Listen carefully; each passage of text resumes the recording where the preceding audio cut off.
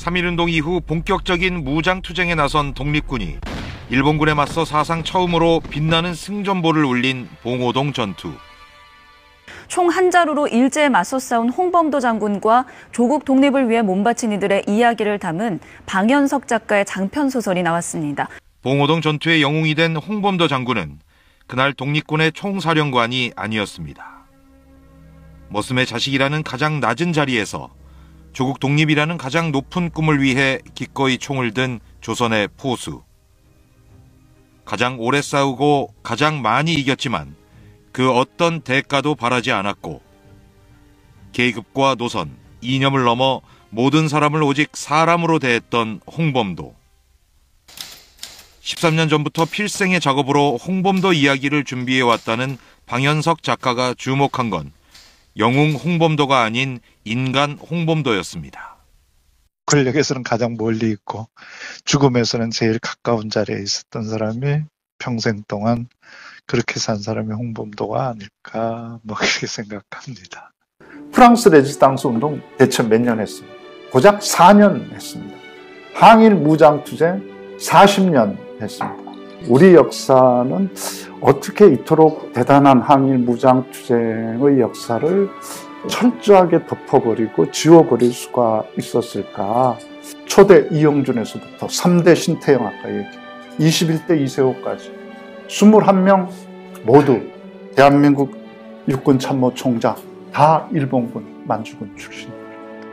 바로 그런 친일파 군인들과 일본군과 그들의 총구에 맞서서 죽는 날까지 총 들고 싸웠던 사람들, 항일 무장투사들 어디에 가서 어떤 대접받고 역사에 있던 흉상을 파낸다는 계획은 잠정 보류되어 있는 상태입니다. 올해 총선 결과를 보고 하겠다는 뜻으로 해석되어집니다.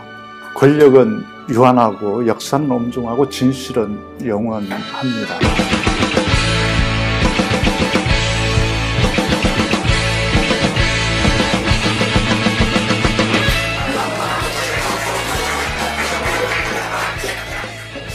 처음에 제가 이 소설을 쓰기로 한 게 13년 전인데요.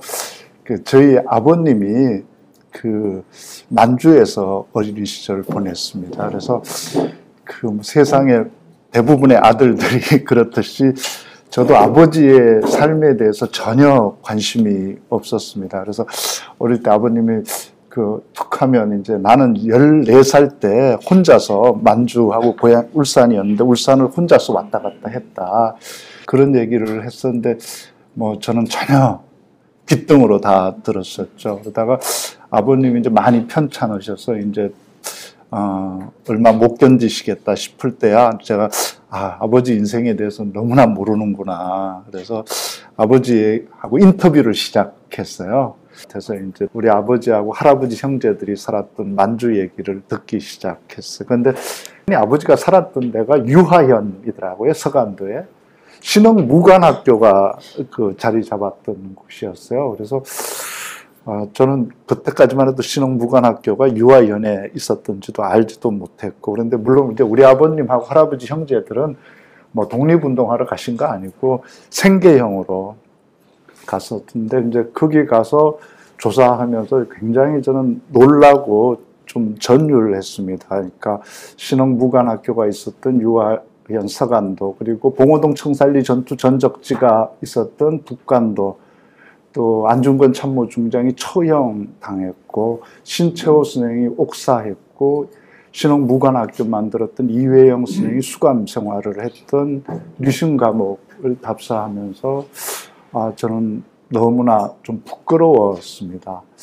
이 아름다운 사람들, 이렇게 대단한, 이렇게 많은 사람들의 이야기를 어떻게 지금까지 외면하고 살아왔지? 우리 역사는 어떻게 이토록 대단한 항일 무장투쟁의 역사를 철저하게 덮어버리고 지워버릴 수가 있었을까? 우리 문학은 대체 지금까지 뭘 써온 걸까? 하는 반성들을 하면서 이 소설을 쓰겠다고 생각을 했습니다.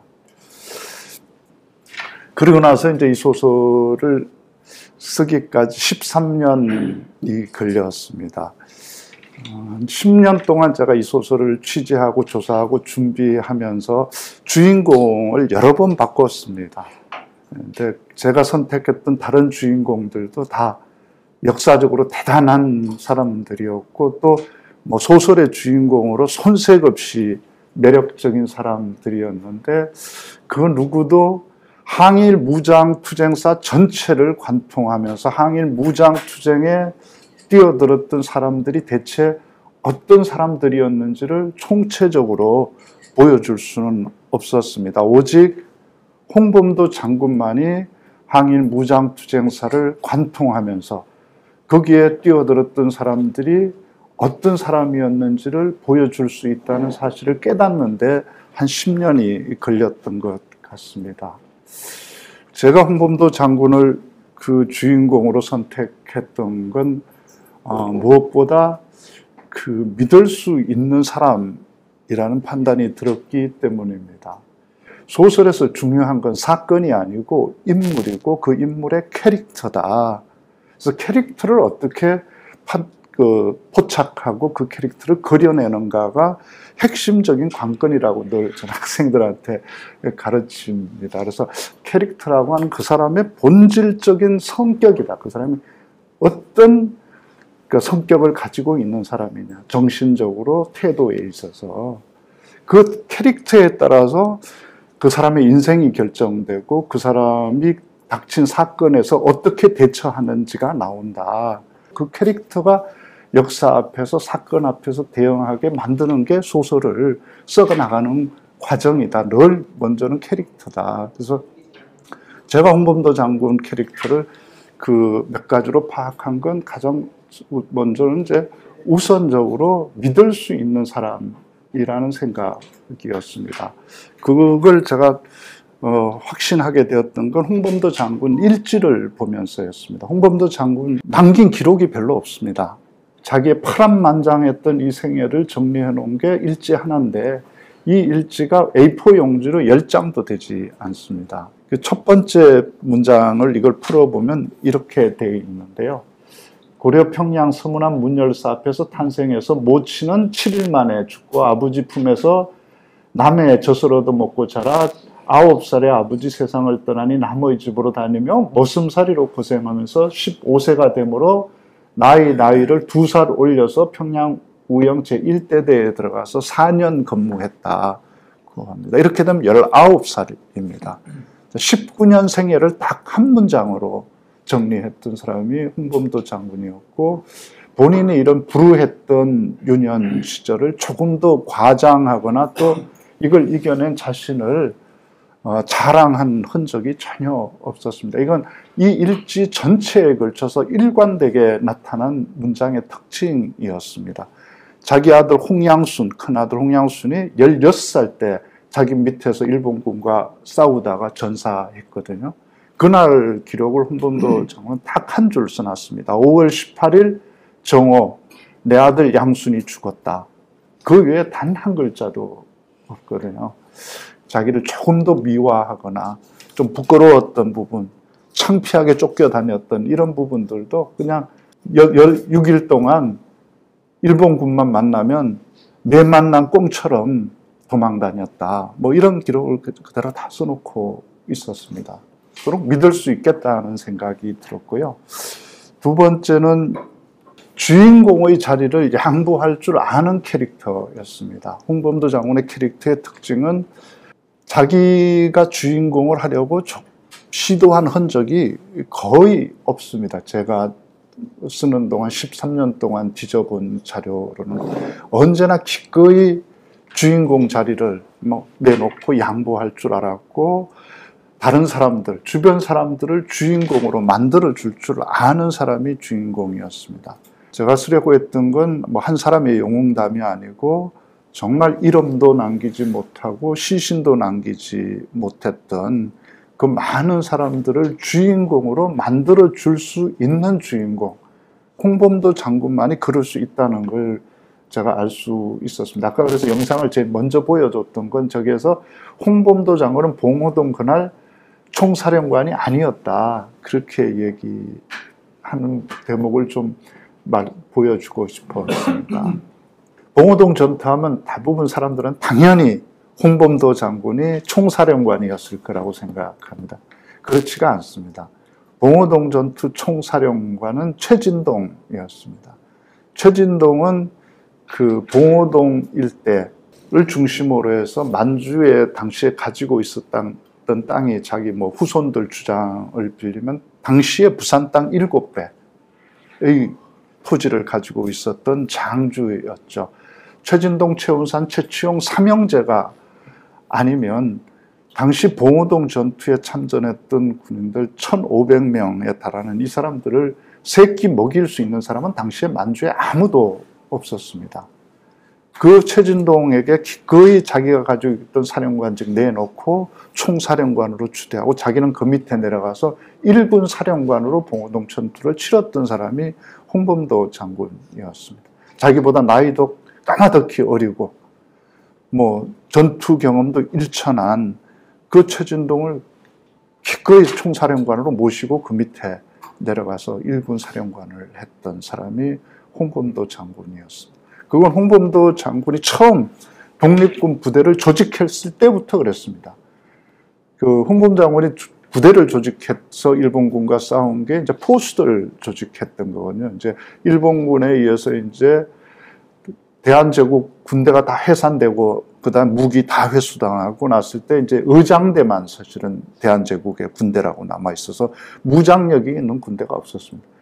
총을 가지고 있는 사람들은 포수들 뿐이었거든요. 그래서 총포급 화약류 단속법안을 만들어서 모든 민간인들이 가지고 있는 총, 화약, 칼, 뭐 이런 것들을 다 수거하거든요. 그때 기록으로 20만 종 이상의 그 무기들을 회수한 것으로 합니다. 그때 그 무기 회수에 동의하지 않은 사람들이 산에 들어가서 버텼고 그 포수들을 조직해서 만든 게 홍범도 장군이 만든 첫 번째 독립군 부대인데 그 부대를 조직했을 때도 홍범도 장군은 총대장을 하지 않습니다.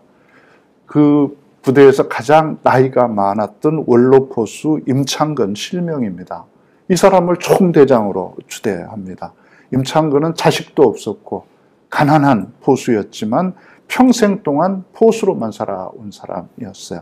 오직 포수로만 살아온 포수 그 자체였던 사람을 포수들의 부대 총대장으로 추대하고 자기는 그 밑에서 참모장으로 시작했던 사람이 홍범도 장군이었습니다. 그건 그 일생 전체에서 똑같은 태도로 나타납니다.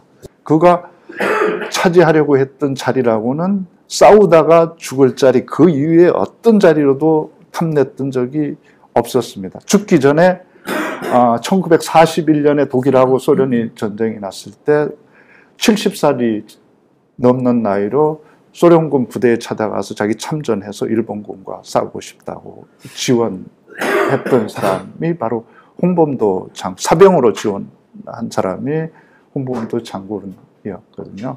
그런 사람이 홍범도였고 이제 그리고 홍범도 장군을 제가 주인공으로 선택했던 또 하나의 이유는 그가 포수였기 때문이었습니다. 그러니까 소설에서 굉장히 중요한 걸 제가 이제 학생들한테 얘기할 때 개연성이라는 걸 늘 얘기합니다. 뭐 있음 법칙 해야 되니까 실제 있었던지 아니었던지는 몰라도 압도적인 무장력과 병력을 가지고 있는 일본군과 그토록 오래 싸우면서 버틸 수 있었던 건 설명이 돼야 한다. 그건 이제 홍범도 부대가 바로 포수들의 부대였다. 그러니까 총 한 번 쏘아본 적이 없는 그 농민들의 의병 부대들이나 모성들 데리고 다니면서 일본군하고 싸웠던 양반들의 의병 부대하고 포수들로 구성된 의병 부대는 전투력이 비교 불가였다. 기본적으로 포수들은 일상적으로 총기를 사용하는 사람들이니까 총이 자기 신체 일부처럼 익숙하고 가진 탄환의 숫자만큼 적을 잡을 수 있는 능력이 있는 사람들의 부대가 바로 홍범도의 포수 부대였고 더구나 이제 홍범도 부대는 범포수가 지휘하는 포수들의 부대였으니까 범포수라고 하는 건 일격에 상대를 잡지 못하면 자기가 죽어야 되는 사람이니까 어떤 강한 상대 위기 앞에서도 담대하고 정확하게 상대의 급소를 가격해서 일격에 낭명시킬 수 있는 사람만이 범포수가 되는 거고, 그런 범포수가 홍범도였고, 홍범도라고 하는 범포수가 지휘하는 포수들의 부대가 바로 홍범도 부대였다. 그리고 그건 포수들의 부대라는 건 단순히 기능적으로 전투력이 뛰어나다는 것만 의미하지는 않는다. 그러니까 포수로서의 철학, 삶과 죽음에 대한 태도가 분명했던 사람이 홍범도였다. 그러니까 어떤 분야에서나 경지에 오른 사람들은 이 도가 튼다고 그러잖아요. 중국집에서 짜장면 만드는 사람도 경지에 오른 사람들은 그냥 짜장면만 잘 만들지 않잖아요. 그것처럼 포수로서 경지에 오른 사람들도 포수로서의 분명한 철학과 원칙들을 가지고 있는데, 그걸 저는 이제 홍범도 장군이 심포수라고 하는, 앞에 이제 제 소설을 보신 분들한테 좀 장황하다시피 심포수와의 관계를 그리고 있는데, 그걸 장황하게 그렸던 건 이 홍범도라는 게 포수로서의 어떤 철학을 누구로부터 습득해서 저런 사람이 되었나를 보여주기 위해서였습니다. 그래서 어린 홍범도가 자기한테 사격수를 가르쳐준 심포수에게 산에 있을 때 이제 묻죠. 날마다 나가서 사냥하지 않고 왜 툭 하면 포수막에서 빈둥거리냐.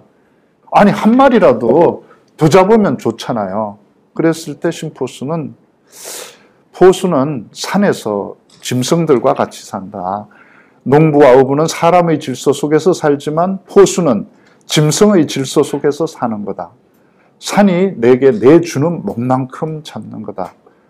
여우에게는 여우의 몫이 있고 범에게는 범의 몫이 있듯이 포수에게는 포수의 몫이 있고 나에게는 내 몫이 있다. 내 몫 이상 잡지 않는다. 그래서 내 몫이 그럼 얼마나 되는데요? 그랬을 때 심포수는 먹고 살 만큼 이라고 대답하죠. 그게 포수로서 삶의 철학이었던 거죠. 그래서 죽음에 대한 철학도 홍범도가 어떻게 가지고 있는지를 저는 소설에서 심포수를 통해서 썼는데요. 산에서 내려와서 이제 심포수와 작별하고 군대로 들어갈 때 홍범도가 심포수한테 묻죠. 이제 저도 떠나면 혼자 남으실 텐데 앞으로 어떻게 하실 거예요? 그랬을 때 심포수는 이렇게 대답하죠. 나는 인간의 질서 속으로 돌아가지 않아. 짐승의 질서 속에서 살다가 짐승의 질서 속에서 죽을 거야. 그래서 범의 먹이가 되면 좋겠지. 늑대의 먹이가 된다고 해도 괜찮아. 그게 공평한 거니까. 짐승의 질서 속에서. 그게 바로 홍범도가 가지고 있던 죽음에 대한 저는 철학이라고 생각합니다. 그런 삶과 죽음에 대한 남의 몫을 탐내지 않는, 자기 몫 아닌 것을 넘보지 않는 죽음 앞에 태어난 이 태도를 가지고 있었던 사람이 홍범도였기 때문에 어떤 패배 속에서도 비굴하지 않았고 승리 앞에서 오만하지 않았고 자기 앞에서 당당할 수 있었다고 저는 생각하고 그런 인간으로 홍범도를 그리려고 했습니다. 그래서 홍범도 장군이 거느린 그런 부대의 원칙은 일격필살, 제 소설에서 내서 일격필살이 이 포수 부대의 원칙. 그것이 비록 짐승이고 적이라고 할지라도 잡을 때는, 죽일 때는 단 일격의 고통 없이 낭명시키는 것. 이게 포수들의 원칙. 그래서 올무를 놓거나 함정을 파서 짐승을 고통스럽게 잡는 걸 금기로 여기고 그런 사람들을 경멸하는 게 바로 포수였죠.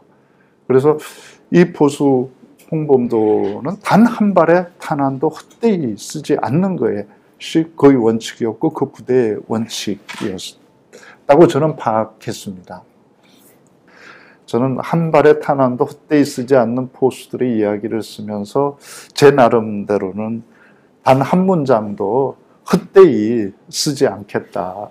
난 저 원칙을 유지하려고 했습니다. 이 소설을 쓴 13년 동안의 시간은 저에게 등장인물들과 매일 함께 웃고 웃으면서 총을 들고 싸운 나날들이었습니다. 심포수와 백로와 차이경, 김수엽, 진포, 김알렉산드라 이들과 함께 이야기를 나누고 또 가야 할 길을 선택하고 함께 행동한 13년의 시간은 저에게 홍범도 부대의 부대원으로 사는 시간이었고 또 항일 무장투쟁 전선의 종군 작가로 사는 시간이었습니다. 이 소설을 쓰는 동안 제가 지키려고 했던 마지막 원칙 하나는 어떤 인간도 마네킹으로 세워두지 않겠다, 이 소설 속에서. 그래서 그것이 적이라 할지라도 친일파라 할지라도 심장이 뜨거운 인간, 자기 욕망과 동기가 분명한 인간들로 그리려고 애썼습니다. 그래서 여기서 나오는 대표적인 친일파 박상준이 있는데요. 그 실제 인물이거든요. 박상준도 일진회를 했던. 이제 그 사람이 홍범도 장군 만났을 때 이렇게 얘기를 하죠. 네가 왜 일본군과 싸우는데? 우리는 임진왜란 때 벌써 일본한테 졌어야 됐다. 그때 졌으면 우리가 이렇게 부패한 나라에서 비참하게 살지 않는다. 일본 봐라. 일본 육군의 제2인자까지 올라간 하세가와 요시미치는 지 아버지가 최하급 무사, 하사관뿐이 안 되는데도 걔가 유능하니까 걔는 일본 최고의 장군이 되지 않았냐. 넌 뭐냐. 네가 일본하고 싸워서 나라를 되찾으면 너한테 돌아오는 게 뭔데. 다시 모섬? 다시 포수? 그 짓을 왜 해? 나랑 손잡고 새 나라를 건설하는데 앞장서자. 나 손잡고 총독부로 가자. 가서 능력대로 대접받는 그런 깨끗한 나라, 그런 나라를 만드는데 앞장서자. 봐라, 양반들은 다르냐? 명나라 뜻받들다가 명나라 망하니까 청나라 뜻받들고 살지 않냐? 청나라 망했으면 일본 뜻받드는 게 당연한 거지. 그게 뭐가 잘못이야? 그래서 우리가 새 나라를 건설하는데 앞장서면 너는 조선에서 최고 장군으로 대접받을 거고 나는 문관으로서 새 나라 건설하는데 기여할 거다. 그 길로 가자. 이렇게 얘기하거든요. 그래서 그 사람들이 맹목적인 사람들이 아니고 이유가 다 있는 사람이었고 그 입체성을 보여주려고 노력을 했습니다. 그리고 무엇보다 제가 홍범도 장군을 이 소설의 주인공으로 삼았던 결정적인 이유는 가장 문학적인 인간이었기 때문에 그렇습니다. 문학이라고 하는 것은 우리가 그 어떤 과학이나 이론으로도 증명은 할 수 없지만 우리의 삶 속에 분명히 존재하는 어떤 진실이 있습니다. 문학 아닌 방법으로는 어떻게도 다가갈 수 없고 보여줄 수 없는 그 어떤 진실에 다가가는 길 없는 길이 바로 문학이라고 저는 생각하고 또 학생들에게 그렇게 가르칩니다.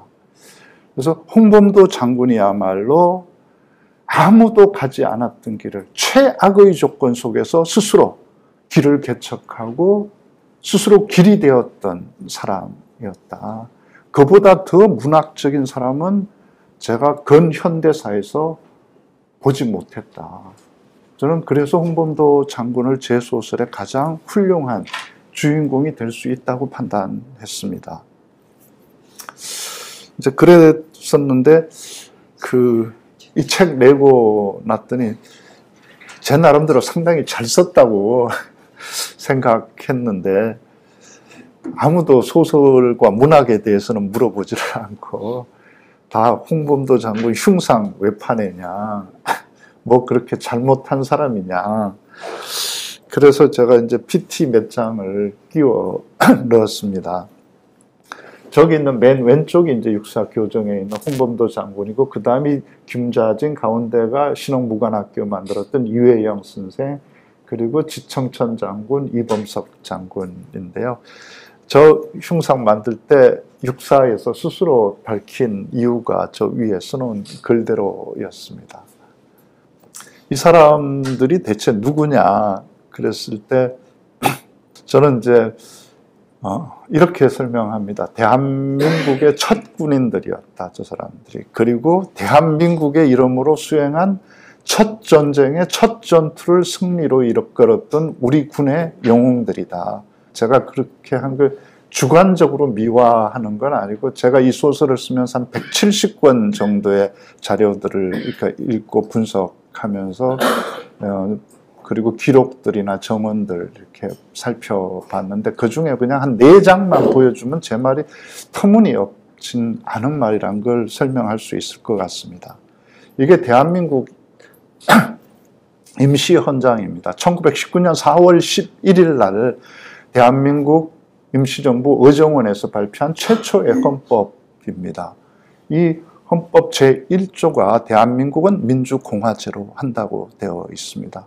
지금 현재 1987년에 개정한 현행 헌법 제1조 대한민국은 민주공화국이라고 하는 이 정통성이라고 하는 것도 바로 저 1919년 4월 11일 날 발표한 첫 헌법에서 발생합니다.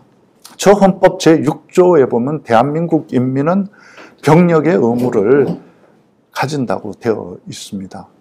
저 의무에 따라서 군대에 나서고 전투에 나섰던 첫 번째 군인들이 바로 봉오동 전투 참전 군인들입니다. 그건 그 다음 장에서 보여주는 홍범도 장군이 발표했던 그 헌법이 발효된 그해 12월에 홍범도 장군이 발표한 유고문이라고 하는 포고문입니다. 노령주둔 대한독립군 대장 홍범도 이름으로 발표한 그 유고문에 보면 분명히 대한민국 원년 12월이라고 맨 끝에 저기 써져 있습니다. 1919년이라고도 쓰지 않습니다. 분명히 대한민국 원년이라고 쓰고 있고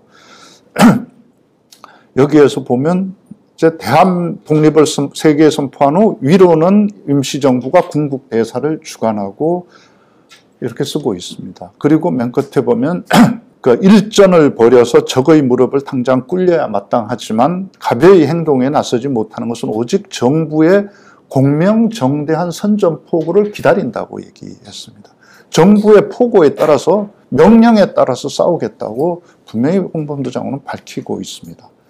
그리고 그 다음 바로 그 명령이라고 할 수 있는 대한민국 임시정부 군무부의 포고 1호가 이듬해 1920년 1월에 나옵니다. 대한제국 마지막 무관학교의 실질적인 총장이었고 연성소 대한제국 육군대학이라고 할 수 있는 그 총장을 지낸 노백린 장군이 발표한 군무부 총장 명의로 발표한 이 포고문은 이렇게 시작하고 있습니다. 중요한 대한의 남여여, 남하라고 안 씁니다.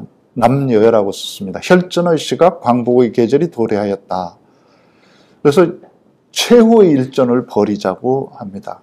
이걸 통해서 대한민국 임시정부는 1920년을 항일 독립전쟁 원년으로 선포합니다.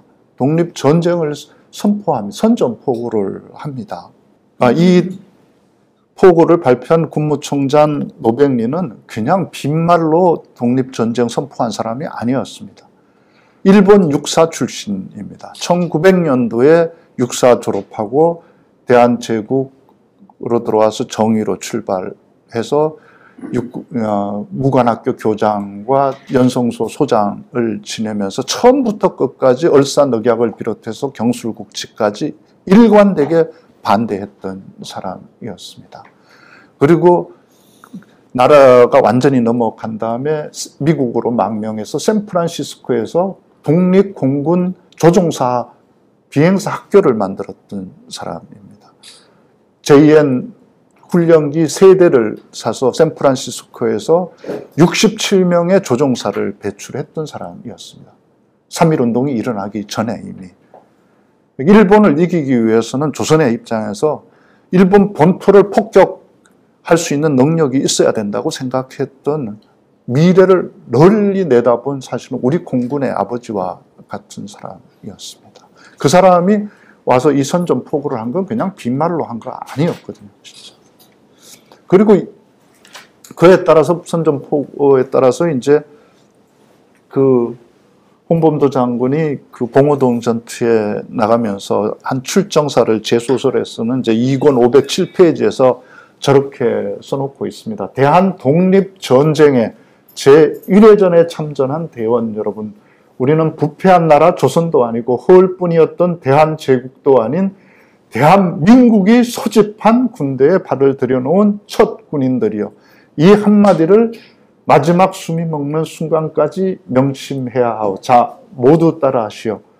우리가 힘을 내야 대한이 힘을 낸다는 구호를 외치게 하고 나가는 걸로 쓰고 있습니다. 그런데 제가 저 구호는 임의로 지어낸 게 아닙니다. 당시 독립군 부대가 많이 사용했던 구호였고 기록에도 다 남아 있습니다. 홍범도 장군 부대가 사용했을 개연성이 굉장히 높은 구호입니다. 그리고 이 전투가 끝났을 때 상해판 독립신문에서는 분명히 이렇게 쓰고 있습니다. 우리 군 700여 명은 포위망에 들어온 적을 급사격으로 공격했다. 그래서 120명이 적이 사상자를 내고 120명의 사상자를 내고 괴멸적 패주를 함에 따라 바로 추격전을 펼쳐 현재 전투 중에 있다고 보도했습니다. 상해판 독립신문은 그냥 신문 아니었습니다. 대한민국 임시정부 기관지였습니다. 그렇기 때문에 저 신문은 대한민국 정부의 공보와도 같은 성격을 지니고 있다고 할 수 있습니다. 저 보도에서 굉장히 이례적인 표현 하나가 나오죠. 특히 이화일 분대장이 이끄는 이중대 3소대 제1분대를 적전에 잠복시켜 홍범도가 양패 퇴각해 했다. 패한 척 후퇴해서 적을 유인했다고 나옵니다. 보통 공보나 보도에서 분대장 이름을 쓰지는 않죠. 근데 여기 이례적으로 분대장 이화일을 언급하고 있습니다. 이제 제 소설 속에서는 대장급 분대장이라고 하는 사람인데요. 세상에는 어디나 그렇잖아요. 주사급 시장도 있고 시장급 주사도 있고 그렇잖아요. 이 이화일 분대장은 대장급 분대장이라고 제가 썼었는데 실제 인물인데 저 봉오동 전투 혹시 보신 분 있나요? 그 봉오동 전투에 보면 일본군하고 맞서서 끝까지 기관총 잡고 싸우는 배우 한 명 나오잖아요. 유준열이라고 하는 배우죠. 네. 유준열이 굉장히 건사하게 나오는데 저 유준열의 배역은 사실은 그냥 멋있으라고 형상화되어 있는 것만은 아니고 독립군의 정신과 핵심 전술을 보여주는 거거든요. 그러니까 압도적인 무장력과 병력을 가지고 있는 일본군을 상대로 해서 아무리 뛰어난 독립군이라고 해도 버틸 수가 있겠어요? 그들이 40년 동안 버티면서 일본군과 싸울 수 있었던 사실은 유일한 힘은 나를 희생해서 우리를 지킨다고 하는 독립군의 정신과 전술이었거든요. 저 유준열처럼 적에게 밀리면 누군가 남아서 끝까지 죽어주면서 싸우는 그 사이에 본대는 퇴각해서 대호 정비해서 다시 다음번 한번 싸워보고 또 밀리면 또 누군가 나서서 죽어주면서 끝까지 버텨주고 이렇게 끈질기게 40년을 버틴 게 항일 무장투쟁 부대였거든요. 우리는 흔히 프랑스 레지스탕스 운동을 부르면 굉장히 건사하고 대단한 것처럼 얘기하지만 프랑스 레지스탕스 운동 대체 몇 년 했습니까? 고작 4년 했습니다. 항일 무장투쟁 40년 했습니다. 1920년대 홍범도 장군이 봉오동 전투를 벌였던 그 1920년대에만 만주와 연해주에 있었던 독립군 부대만 100개가 넘습니다. 거기 참전했던 독립군만 2만 명이 넘습니다. 이게 프랑스 레지스탕스 운동보다 하찮습니까? 절대 그렇지 않습니다. 저는 이 소설을 쓰면서 홍범도 장군을 위대한 영웅으로 그리고 싶은 생각이 조금도 없었습니다. 저는 어떻게 세상이 봉건 사회에서 지금 우리가 살고 있는 세상으로 바뀌었는지 그 과정에서 어떤 사람들이 어떻게 살았는지를 좀 알고 싶었습니다. 여기 나오는 인물들의 이름이 대부분 실명들입니다. 우리 역사에서 가장 쉽게 하는 말이 이름 없는 무명용사, 이름 없는 독립군, 이름도 남기지 못하고 죽은 사람들 너무너무 많죠.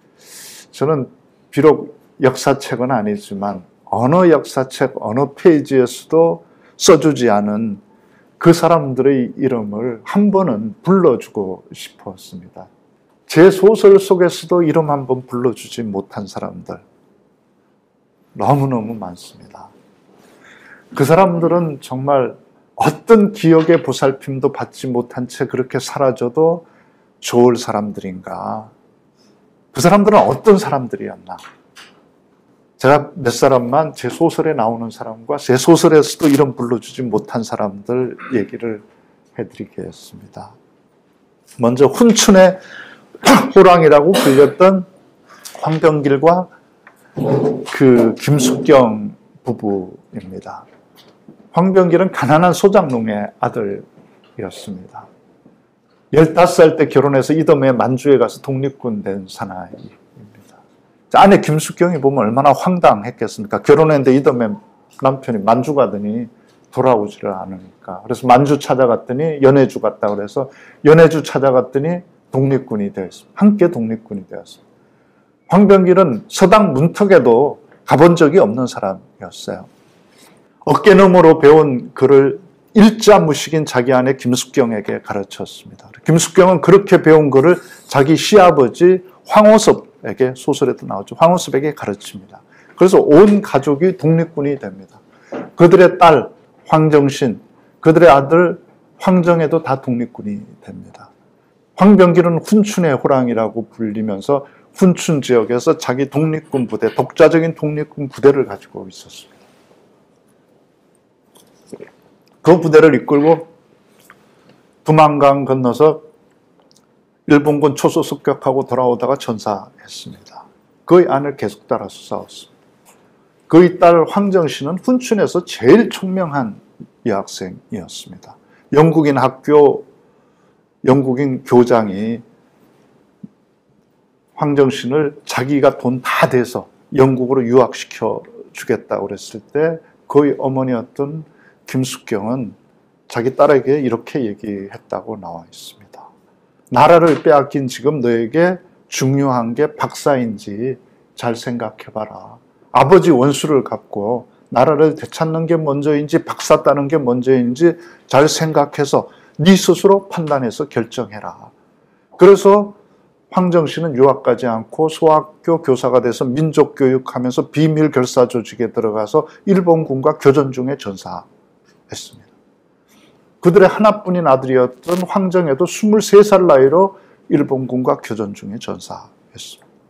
온 가족이 일본군과 싸우다가 희생됐지만 아무도 어느 역사책에서도 이 가족 이름 불러주지 않습니다. 이 가족들은 그냥 미래를 위해서 자기를 희생하고 독립을 위해서 자기 희생했던 사람들 아니었습니다. 스스로 독립적인 삶을 살았고 미래를 100년 앞당겨서 살았던 사람들이었습니다. 이 황병길은 자기 아내를 그때도 늘 숙경씨라고 불러요. 숙경씨. 그러니까 애들도 자기 아버지가 자기 엄마한테 늘 숙경씨, 숙경씨 그러니까 따라서 자기 엄마한테 숙경씨, 숙경씨 이렇게 불러서 동네 사람들을 웃기게 만들었던 가족이었습니다. 이 딸들이 쓰는 기록이 있습니다. 우리는 딸이었지만 단 한 번도 아들과 다른 대접을 받은 적이 없다. 110년 전에 110년을 앞당겨서 살았던 가족들이 바로 이 사람들이었습니다. 이 사람들이 지금 어디에서 어떤 대접받고 있는지 이따 끝에 보여드리겠습니다.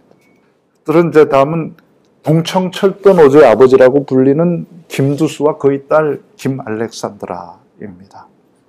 당시 러시아에서 제일 악질적인 사람들 중에 하나가 통사들, 통역사들이었습니다.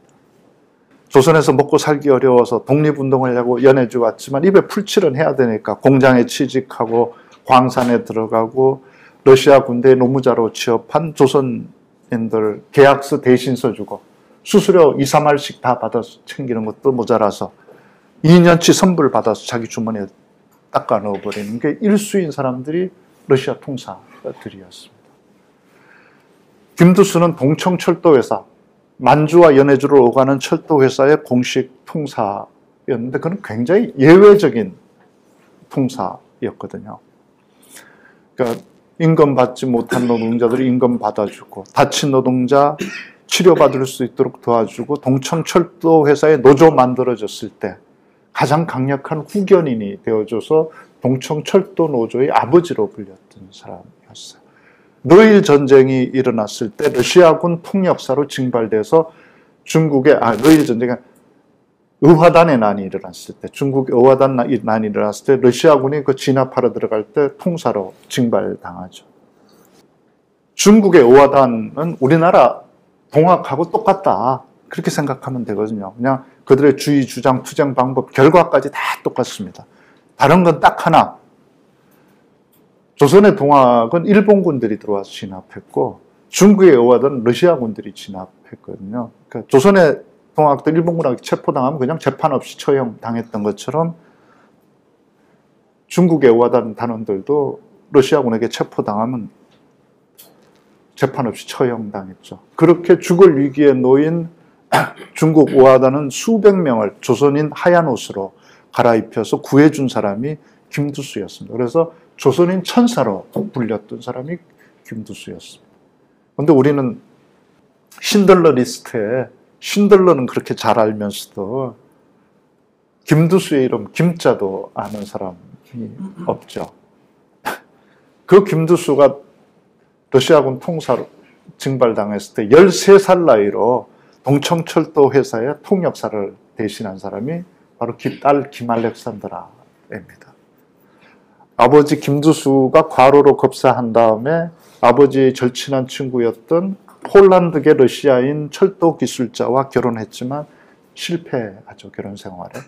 그래서 어린 아들 하나를 데리고 블라디보스톡에 가서 사범학교 졸업하고 교사가 됐죠.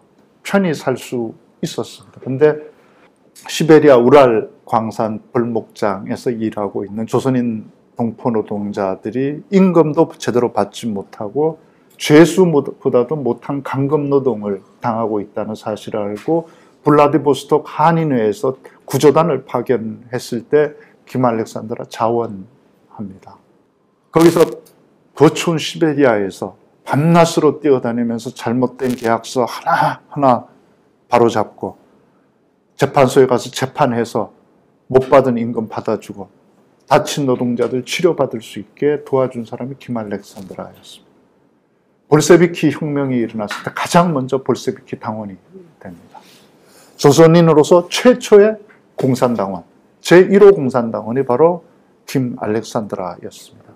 그래서 러시아 혁명 과정에서 러시아 혁명 세력이 취약하니까 극동 지역에, 이 연해주 지역에는 완충국가를 하나 만듭니다. 극동인민정부라고 하는, 원동인민공화국이라고도 불리는데요. 이 국가를 하나 만들었을 때 거기 외무부 장관을 맡은 사람이 바로 김알렉산드라였습니다. 저 극동인민정부는 일본군의 지원을 받는 이제 반혁명군에 의해서 무너지죠. 그랬을 때 마지막까지 뒷수습을 하고 최후의 철수선을 타고 퇴각하다가 반혁명군에게 체포돼서 처형당한 사람이 김알렉산드라입니다. 김알렉산드라는 체포당했을 때 반혁명군 사령관 악명이 높기로 유명한 그 깔미코프 사령관이 두 번 기회를 주죠. 한 번은 이제 네가 혁명가인 걸 인정하면, 볼세비키가 아니라는 걸 인정하면 살려주겠다. 네가 조선 여자인데 왜 러시아 혁명에 가담하냐. 그냥 조선 독립을 위해서 러시아 혁명을 이용했을 뿐이지 혁명가 아니다, 볼세비키 아니다, 그만 한번 살려주겠다 그랬지만 김알렉산드라는 거절하죠. 나는 조선인이기 때문에 가장 철저한 국제주의자이고 볼세비키다. 조선인들이야말로 일본 제국주의자들에게 의해서 가장 핍박받고 착취당하고 억압받고 살기 때문에 조선인들은 그 누구보다 철저한 국제주의자 볼세비키다, 이렇게 얘기하죠. 그러니까 두 번째 제안을 하죠. 너는 어린 애들이 있는 엄마 아니냐. 왜 엄마로서의 의무를 다하지 않고 여기서 이 아까운 나이에 너 이렇게 이쁜 여자가 죽으려고 하냐.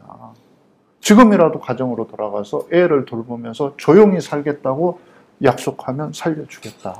그러지만 거절하죠. 나는 내 아이들을 너무 사랑하기 때문에 혁명에서 물러날 수 없다. 나는 내 아이들이 식민지의 노예로, 그리고 100개 러시아인들과 같은 기찻간에 탈 수도 없고 같은 식당에도 들어갈 수 없는 이 잘못된 세상에 살지 않도록 하기 위해서 목숨이 붙어있는 순간까지 싸울 거라고 얘기를 하죠.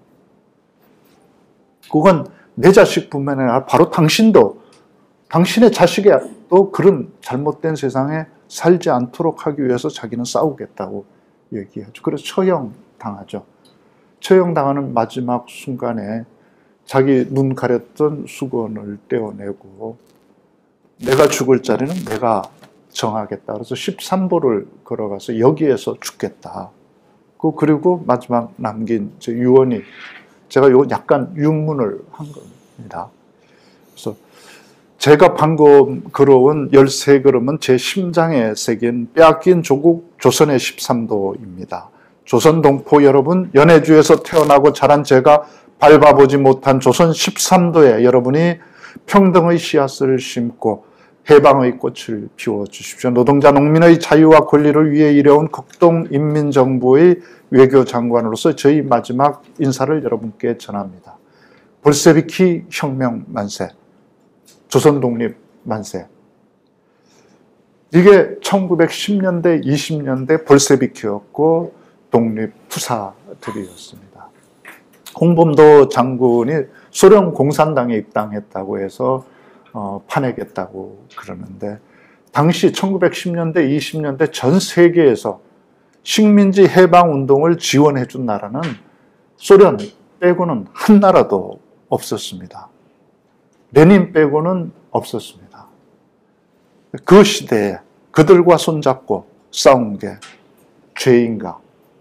그렇게 얘기하면 소련과 손잡고 일본과 싸운 미국과 그럼 영국도 다 빨갱이 나라고, 그럼 그 나라들도 다 소급해서 지금 단교해야 되나? 저는 이렇게 생각합니다. 지나친 편견을 일반화하는 사람들이 우리 사회를 장악하면 얼마나 위험한 일이 발생하나. 저는 애들, 학생들한테 쉽게 캐릭터를 나눌 때 이렇게 나누라고 합니다. 자기 이익이 있으면 무슨 짓도 스승치 않는 사람. 사람들 중에 그런 사람이 있다. 자기한테 이익만 된다면 무슨 짓도 기꺼이 스승치 않고 하는 사람이 있고, 자기한테 아무리 손해가 와도 차마 사람이 하면 안 되는 일, 그건 포기하는 사람이 있다. 그걸 감당하는 사람. 이게 양극단에 있는 캐릭터들이다. 그리고 그 사이에 수많은 종류들의 인간들이 있다. 그랬을 때 이익과 양심이 충돌을 할 때 어느 선에서 타협하나, 어디까지 양심을 포기하고 이익을 취하나, 이 차이에 따라서 사람들은 다양한 종류가 생겨나는 거다. 근데 이 이익만이 최고라고 생각하는, 그게 인간의 당연한 태도라고 생각하고 하면서도, 그 이익을 그렇게 취하면서도 좀 창피하고 좀 미안하네, 뒷머리 긁는 사람들이 있고, 너무나 당당하게 그렇게 하지 않는 사람을 욕하는 사람들이 있습니다. 이게 가장 나쁜 형태, 가장 극단적인 형태의 한 종류인데, 이 사람들 입장에서 저 반대쪽에 있는 사람들은 미친 사람들인 거죠. 아니, 미쳤으니까 자기 이익을 포기하고 뭐 양심을 지켜? 뭐 정의를 지켜? 나라를 지켜? 개똥 같은 소리 하고 있어. 이 미친놈들이 이 사람 입장에서. 미치지 않았으면 위선자들인 거죠. 그럼 미치거나 양심, 그 위선자가 아니면 뭘까? 잘못된 사상에 빠져가지고, 물들어가지고, 그런 거. 그러니까 툭 하면, 뭐, 사회주의, 공산주의, 홍범도 장군도 그럼 미치거나, 위선자 아니면 잘못된 공산주의에 물들어서 그런 짓 한 거야. 라고 얘기하는 거예요. 지금 얘기했던 그 김두수나, 김알렉산드라, 황병길, 김숙경 가족들은 다 미치거나, 위선자이거나, 아니면 잘못된 사상에 물들지 않고서는 설명할 수 없는 그렇게 보는 거죠. 또 그런 사람이 정말 그런가? 한 사람만 더 살펴보도록 하겠습니다. 백정의 아들 박서양, 우리나라 최초의 의사, 7명 중에 한 명이죠. 재중원 1기로 입학해서 의사가 되었던 7명 중에서 그것도 외과 의사를 최초로 했던 저 사진 속에 두 권 쓰고 있는 청년이 바로 박서양입니다. 당시만 해도 백정은 이름도 성도 호적도 없는 투명 인간들이었습니다. 봉줄이라고 불렸던 저 소년이 최초의 의사가 됐습니다. 그리고 세브란스 의전의 조선인 최초의 교수가 되었고 고종을 진료하는 왕실 출입이가 되었지만 봉오동 전투가 준비되었을 때 기꺼이 종군 의사로 참전했습니다. 제 소설에서는 홍범도 장군과 대화를 이렇게 옮겨놓고 있습니다. 홍범도 장군은 후회하지 않겠냐 너. 그랬을 때 박서양은 후회는 지킬 게 있는 사람들이 하는 것이죠. 성도 이름도 없는 제게 지킬 무엇이 있어서 후회하겠습니까? 그래서 홍범도 장군 그래도 이건 전쟁이고 전쟁은 목숨을 걸고 하는 거다 했을 때 박서양은 저는 사는 게 날마다 전쟁이었습니다. 라고 대답하죠. 물론 이것도 녹음기가 없어서 증거는 없고 제가 두 사람한테 어떻게 같이 싸우게 됐냐고 물어보니까 이렇게 하고 같이 싸웠다고 그래서 제가 옮겨 적어 두었습니다. 그럼 이 사람은 미친 사람이었을까요? 위선자였을까요? 아니면 이상한 사상에 물들어서 저렇게 됐을까요? 봉오동 전투 끝난 다음에 박서양은 영길 용정에 가서 구세의원이라고 하는 병원을 엽니다. 1년에 10,000명 진료했습니다. 그중에 3,000명 무료 환자들이었습니다. 가난한 조선 동포들, 독립군들 무료 진료해줬습니다. 1930년대에 접어들면서 일본의 탄압이 너무 심해져서 더 이상 병원을 유지할 수가 없고 자기가 만들어서 운영하던 8개 민족 학교도 유지할 수가 없게 됐을 때 조용히 물러나서 황해도 고향으로 들어가서 고향 사람들 진료하다가 고요히 죽었습니다. 자기의 뜻을 더 이상 펼칠 수 없을 때 인간은 어떻게 퇴각해야 되는지 아름다운 뒷모습을 보여주었던 사람이 바로 박서양이었습니다. 우리나라 비운의 판사라고 할 수 있는 박상진도 그렇습니다. 그의 스승 허위였습니다. 스승 허위는 대한제국의 대북 원장이었습니다. 13도 총입 창의군에 참여해서 어병에 뛰어들었고 체포돼서 결국 자기가 대법원장으로 일했던 그 법원에서 사형 선고받고 교수형 당한 사람이 박상진의 스승 허위였습니다. 그 허위가 죽었을 때 아무도 시신수습하지 않습니다. 가족들도 다 이미 수배 상태였고 그걸 수습하면 보복이 두려웠기 때문에 아무도 수습하지 않았을 때 자기 스승 시신을 수습한 사람이 박상진이었습니다. 그 시신 수습해서 묻고 그 옆에 천막 치고 3년상 치른 사람이 박상진, 봉건 사회의 마지막 선비였습니다. 그리고 본인도 판사 시험에 합격했습니다. 평양 법원에 발령받았을 때 이미 나라가 넘어갑니다. 발령 거부하고 독립운동에 대한광복회 만들어서 그 유명한 장택상 아버지 징벌했다가 나중에 혼났죠. 그래서 결국은 체포당해서 이 박상진도 대구 형무소에서 교수형 당했습니다. 교수형 당한 날 기사입니다. 13분, 박상진은 13분 만에 절명합니다. 최재형은 노비의 아들이었습니다. 최재형의 아버지는 먹고 살 수가 없어서 야반 도주에서 연해주 건너가서 황무지 개간에서 살아보려고 했지만 번번이 패농하고 입에 풀칠을 하게 할 수가 없었습니다. 그러니까 최재형은 11살 나이로 가출을 합니다. 당시에 가출은 큰 효도였죠. 입에 풀칠하는 것, 절체절명의 시대에 입 하나 줄여주는 것, 숟가락 하나 줄여주는 게 최고의 효도였던 시대였으니까 그렇게 가출해서 포시에트 연해주 최남단 후구에 가서 배를 타려고 했지만 누가 11살짜리 조선아이한테 배를 태워주겠습니까? 추위와 굶주림에 지쳐서 쓰러진 걸 다행히 러시아 상선 선장이 발견해서 배에 태워줍니다. 전 세계를 돌아다니고 와서 그 선장의 부인이 양아들로 삼아주거든요. 그래서 조선인 최초로 러시아 정규학교에 정규 학생이 됩니다. 졸업하고 사업을 시작하죠. 대성공을 거둡니다. 큰 성공을 안겨준 두 번의 계기가 있었죠. 하나는 블라디보스톡 항만 개발 사업이었습니다. 당시만 해도 러시아에 부동항이 한 개도 없었습니다. 다 겨울 되면 얼어버렸거든요. 블라디보스톡은 우리말로 하면 동방을 정복하자는 뜻이거든요. 그 항만 개발 사업에서 가장 큰 성공을 거둔 게 최재형의 회사였습니다. 최재형의 회사는 가장 많은 임금을 주고 노동자들에게 따뜻한 잠자리를 제공해주고 다친 노동자 치료해주는 유일한 회사였습니다. 좋은 일꾼들, 훌륭한 기술자들이 몰려들었고 가장 많은 수주를 했고 가장 큰 돈을 벌었죠. 또 한 번의 기회는 러일 전쟁이었죠. 연해주와 만주와 조선으로 이어지는 러일 전선 전체에 러시아군 군납 업무를 거의 독점하다시피 한 사람이 최재형이었습니다. 그 전선을 누비면서 군납 업무를 수행할 배포와 능력을 가지고 있는 사람은 최재형 하나뿐이었죠. 러일 전쟁에서 러시아는 졌지만 전쟁 끝나고 난 다음에 최재형은 러시아 황제한테 훈장 5개를 받습니다. 어마어마한 돈을 벌었고 러시아 황제 대관식에 초대받는 거물이 되었죠. 최재형은 독립운동만 안 했으면 평생을 러시아 귀족보다 더 떵떵거리면서 살 수 있었던 사람이었습니다. 그가 대단했던 건 그 혼자 성공하지 않았기 때문에 그렇습니다.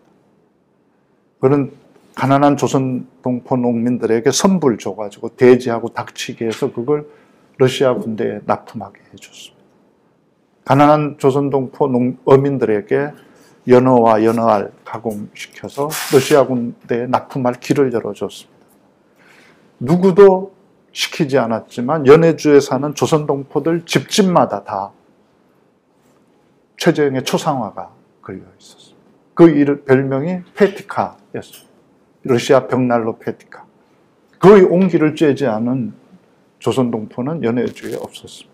그에게 군자금, 독립자금 받아 쓰지 않은 독립군, 독립운동가는 연해주에 없었습니다.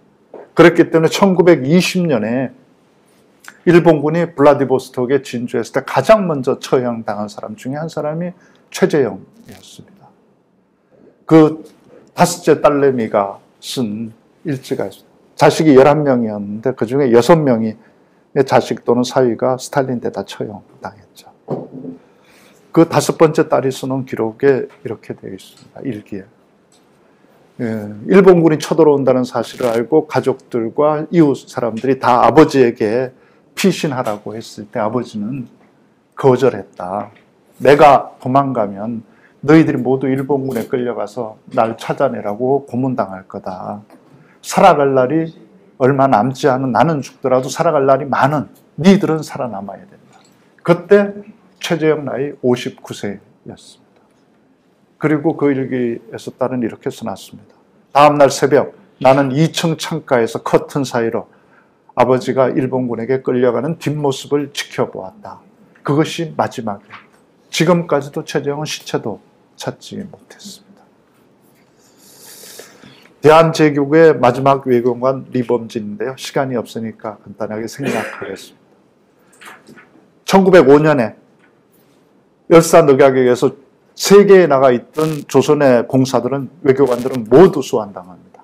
소환에 응하지 않은 유일한 한 사람이 리범진이었습니다. 러시아 공사. 1910년까지 러시아 공사관 유지합니다. 비용은 다 러시아 황실에서 제공합니다.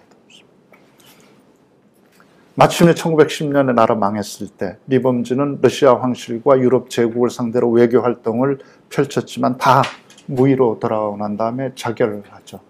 자결하면서 자기가 충성을 다 바쳤던 가장 강력한 보광주의자였습니다. 왕실을 복원하려고 한.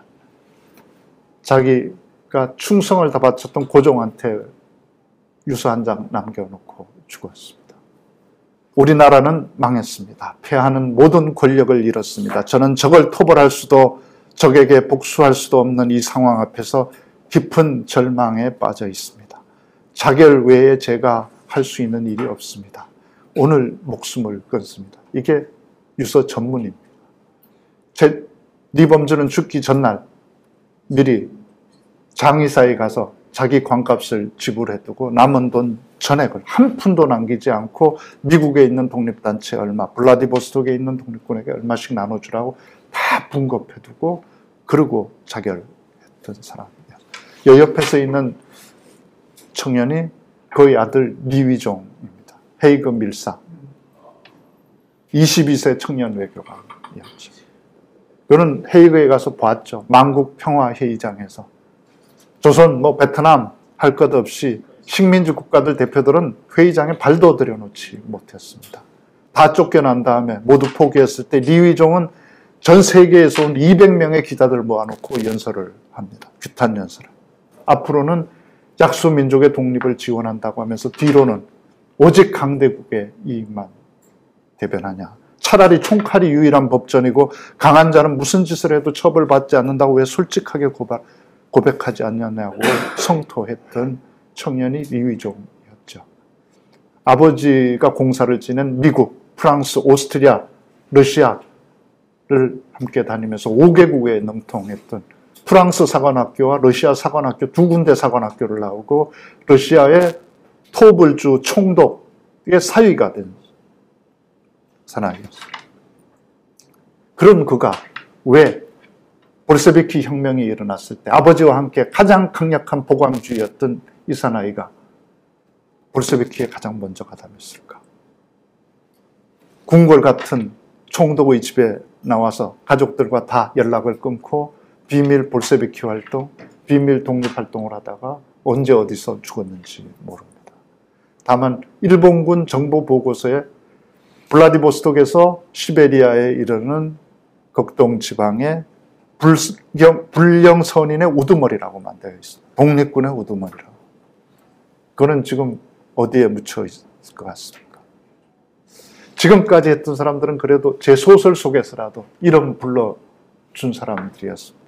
제 소설 속에서도 이름 불러주지 못한 사람 이야기 하나만 하고 마치겠습니다. 제 소설에 나오는 인물 중에 여러 사람이 물어본 게 이제 백무화라고 하는 여성 주인공이 있는데 그 인물 실제 인물이냐 그렇게 묻는데 그 인물은 이제 가공의 인물인데 두 명의 모델이 있었습니다. 하나는 앨리스 현이라고 하는 인물이 있습니다. 현순 목사라고 임시정부의 강요였고 미국에서 독립운동, 미국에서 성장한 현순 목사의 딸이 앨리스 현이었습니다. 미국 정보요원이었습니다. 그래서 미 군정청에서 정보요원으로 들어와서 서울에서 정보활동하다가 독일 거쳐서 북한으로 갔다가 비극적인 생애를 마친 아주 극적인 여성입니다. 그 인물, 그래서 제가 백무화가 미 해군성 정보요원으로 그렇게 캐릭터를 만들었는데 그 인물을 참조했었고 또 한 사람의 인물은 광복군 총령이 국내에 파견한 국내 폭파결사대 제2지대 대원이었던 안경신이라고 하는 이 여성입니다. 국내 폭파결사대는 제1지대는 경성 담당이었고 제2지대는 평양 담당이고 제3지대가 신의주 선천 담당이었습니다. 평양 담당이었던 2지대 대원이었던 안경신은 당시 임신 중이었는데 임신 사실을 감추고 이 작전에 참여했습니다. 평양에 세 군데 폭탄 던지는데 다 이 2지대는 성공합니다. 평안남도경찰서, 평양경찰서, 평안남도청. 근데 두 개는 폭탄이 신통치 않아서 하나는 불발, 하나는 터지나 마나 하나만 성공하고 피신했지만 결국 체포당하죠. 안경신이 체포당했던 날 조선일보하고 동아일보 기사를 보면 나옵니다. 여자 폭탄범 안경신, 그러니까 출산한 지 10하루 된 아들을 안고 평양경찰서 유치장에 수감되었다고 나옵니다. 그리고 1심에서 사형 선고 받습니다. 사형 선고 받은 안경신을 구출하려고 상해에서 그 김구 또 그를 파견한 광복군 총령 사령관 이탁 그리고 이 부대를 이끌었던 결사대장 장덕진 세 사람이 이름을 까고 나서죠. 자기 이름 세 사람을 까고 조선 총독부에 공개장을 보내죠. 이번 국내 폭파 작전은 임시정부가 지령하고 광복군 총령사령관 이탁이 지휘하고 결사대장 장덕진이 수행했다. 안경씨는 무관하다. 방면해라고 하는 공개장을 보내죠. 스스로 했다고 주장하는 자들이 나타나고 그리고 증거도 불충분했기 때문에 2심에서 10년으로 감형되고 1927년에 출감합니다. 1920 출감 직후에 조선일보와 인터뷰한 기사가 지금도 조선일보 찾아보면 나옵니다. 감옥에서 나와 보니까 어머니는 돌아가셨고 자식은 눈이 멀었으니 어느 것 하나 서럽지 않겠습니까마는 자기를 살리려고 목숨을 걸었던 결사대장 장덕진 씨가 상해에서 살해당했다는 소식을 듣고는 눈물이 앞을 가려 세상이 모두 원수만 같이 생각됩니다. 그렇지만 나는 처음 가졌던 뜻을 그대로 가지고 나가려고 합니다. 그리고 전선에 복귀했던 안경신이 언제 어디에서 어떻게 죽었는지 아무도 모릅니다. 시간이 없으니까 이건 생략하겠습니다. 철혈광복단, 제 소설에서 나오는 철혈광복단의 15만 원 군자금 탈취 작전의 주역들의 최후들입니다. 당시 15만 원이면 어마어마한 돈이었습니다. 당시 독립군 한 사람 무장시키는 데 드는 비용이 30원이었습니다. 소총 일정, 탄환 100발 30원, 15만 원이면 5천 명 무장시킬 수 있는 돈을 현금 수송마차 틀었죠. 연해주 블라디보스토크 가서 무기 살해를 하다가 밀정한테 걸려서 다 뺏기고 체포당해서 서대문 형무소에서 다 교수형 당했죠. 제일 막내였던 20살짜리 한상호 1심에서 청진법원에서 무기 받았는데 2심 서대문 형무, 2심 경성고법에서 사형 선고받습니다. 이 괘씸죄에 걸려서 최후 진술이. 제가 지난 그 추석 때 넷플릭스 드라마 도적 보라고 패친들한테 부탁했는데 그 도적에 나오는 현금 수속 열차 터는 사건이 바로 실제는 현금 수속 마차 턴 15만 원 사건입니다. 영화 놈놈놈에 나오는 배경 사건도 같은 사건입니다. 그 사람들 대부분 다니는 학교가 창동중학, 지금 만주에 가면 있습니다. 제가 요즘 책 내고 나서 우리 독자들 데리고 만주 범도루트 기행 가면 꼭 가는 곳이 여기입니다. 사흥 기념비 하나 남아 있습니다. 이 사흥 기념비는 이 학교에 이제 일본군들이 1935년에 주둔합니다. 그래서 막사로 쓰려고 했을 때 거기 졸업생들과 주민들이 불질러서 태워버립니다. 학교.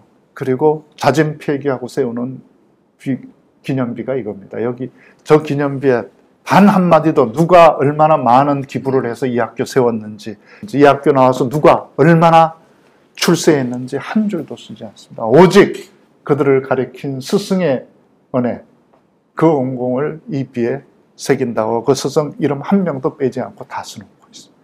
이것이 바로 항일 무장투쟁에 자기 목숨을 바쳤던 사람들이 마음이 새겨져 있는 비다. 저는 그렇게 설명합니다. 아까 최재형 선생 여기 있습니다. 이제 이분들은 어떻게 모셔져 있나. 최재형 선생 시신 못 찾았다 그랬잖아요. 여기 시신은 없습니다. 몇 년 전에 키르기스탄에 있는 부인 최엘레나 여사 시신을 찾아서 여기 모셨습니다. 이 사진에 저 뒤에 반지하 구조물 하나 보이죠? 저 오른쪽 뒤에. 저건 뭐 같습니까? 저 무후선열재단이라고 하는 곳입니다. 무후선열재단이라고 하는 것은 핏줄 하나 남기지 못해서 후손이라고는 없는, 뼈자국 어디 하나 못 건져서 유전자 검사도 할 수가 없는 사람들 모셔놓은 무후선열재단입니다. 지금 저 사진을 제가 지난 여름에 찍어서 잘 안 보이는데 저 나무 우거진 숲 위에, 한 단 위에 누구의 묘역이 있을 것 같습니까? 자, 이건 반대쪽에서 찍은 사진입니다. 저기 왼쪽. 한상호, 아까 20살 나이로 철혈광복단에 가담해서 서대문 형무소에서 교수형 당한 그 바로 뒷사람이 임국정, 같은 공범들이야. 그 뒤가 윤준이 세 사람 나란히 서대문에서 교수영당에서 저기 묻혀 있습니다. 그 왼쪽 뒤에 반대에서 찍은 겁니다. 저 왼쪽 끝에 보면 있는 게 아까 있던 그 무선열 재단입니다. 저 위에 누가 있을 것 같습니까? 바로 그 위에 사진 제2장군 묘역. 저게 국립묘지에서 동작동 국립묘에서 제일 꼭대기입니다. 제일 좋은 자리. 발밑에 무선열 재단 깔고 있는 저 묘역. 6개 묘지 한 묘역 차지하고 있습니다. 저 제일 오른쪽 1번 이영준. 일본 육사 26기 일본군 육군 대령으로 일본이 망하는 1945년 8월 15일 아침까지 일본군에 충성을 다 바치다가 일본 망하니까 도망 나와서 미군 정청 가서 군사고문으로 군사영화학교 만들고 조선국방경비대 만들어서 저 묘비에는 우리 군의 아버지라고 쓰여져 있습니다. 저 네 번째 신태영 일본 육사 26기 일본 육군 중령으로 일본 망하는 그날 아침까지 충성을 다 바쳤던 그 사람. 대한민국 육군 3대 참모총장.